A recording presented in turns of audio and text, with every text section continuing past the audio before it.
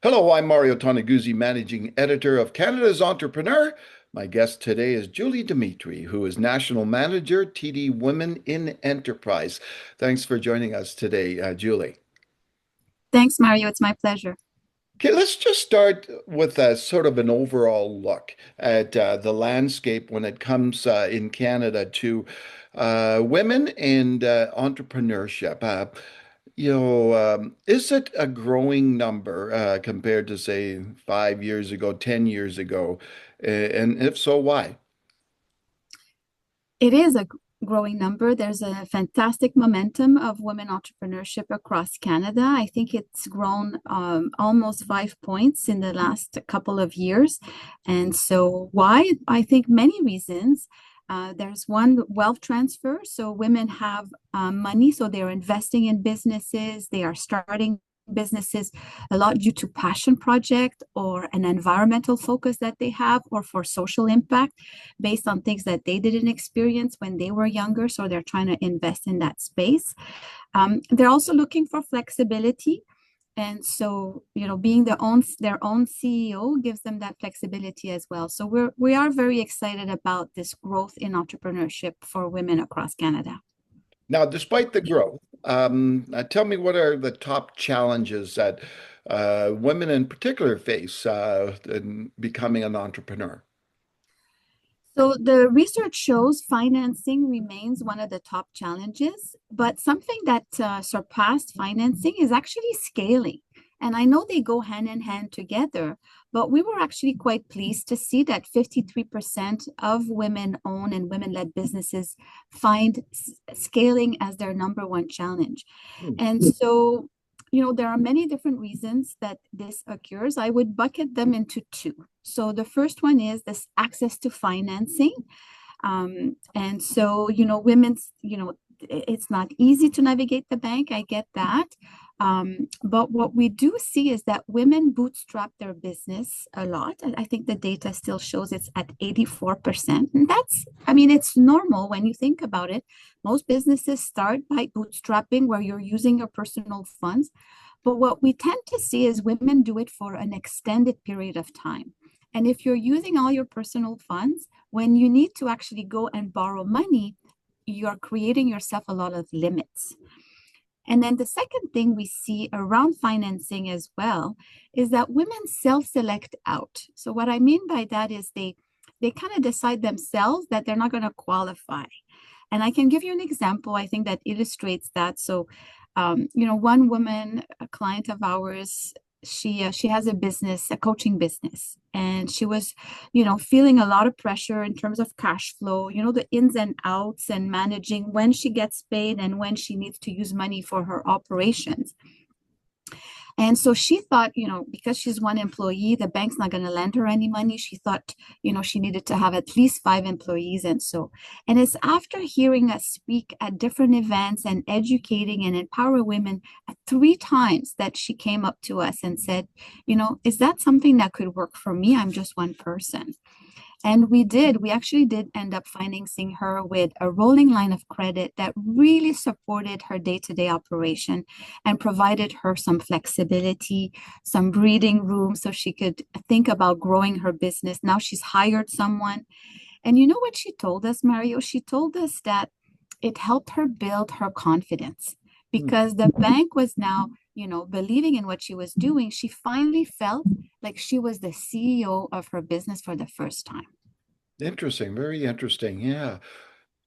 Julie, what would your advice be to, say, someone? I was going to say a young woman, but it could be any age woman really who wants to start a business and wants to become an entrepreneur. What would you tell them?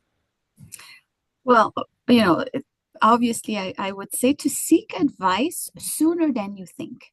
You know, Going from my own personal experience, I had a business with two male partners, and one of the partner was in charge of financing, and he was always looking at financing options, looking to borrow, buying real estate.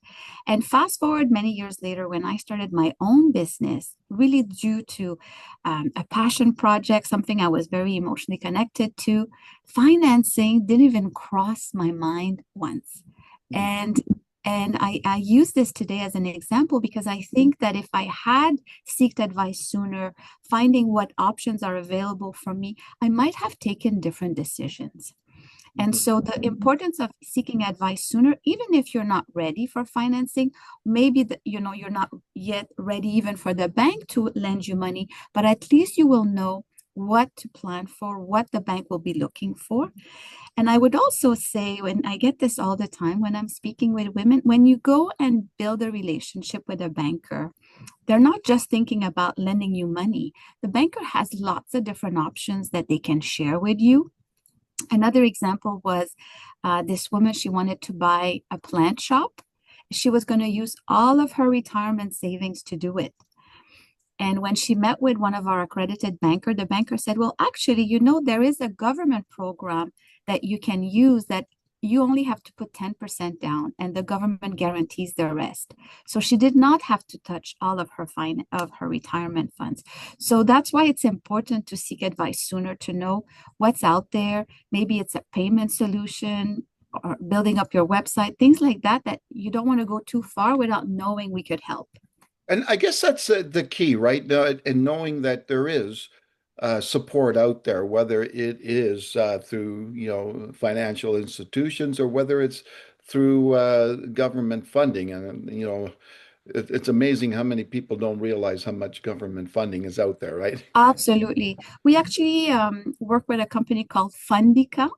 So Fundica is an AI-based company that we pay the service for our customer. They can access it on our website, and it helps them find all of the government grants at the municipal level, the provincial level, and the federal level based on what type of business they started and where they're based in the country. Oh, cool. Very Yeah. cool. Yeah. Anything else, Julie, you wanted to mention? If I may, yes, I would like to share. It's kind of like an aha moment for Okay. for women. It was for me in any way. So, women are often fantastic at really, taking care of the household finances. They save very carefully, and they only reward themselves or their family when they've reached their goals. Mm.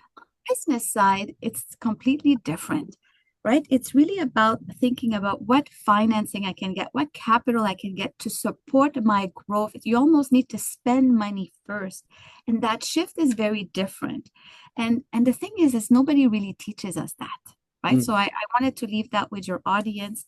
And if I can also share maybe my webpage, our webpage. Sure. Go Yeah, ahead. so yeah, if you're looking for even sample business plans, resources, we have lots. So it's www.td.com/WIE.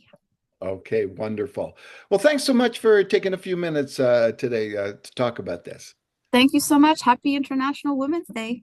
Okay, you too. And that was Julie Dimitri, who is National Manager, TD Women in Enterprise. I'm Mario Tonaguzzi, Managing Editor of Canada's Entrepreneur. Thanks for joining us today.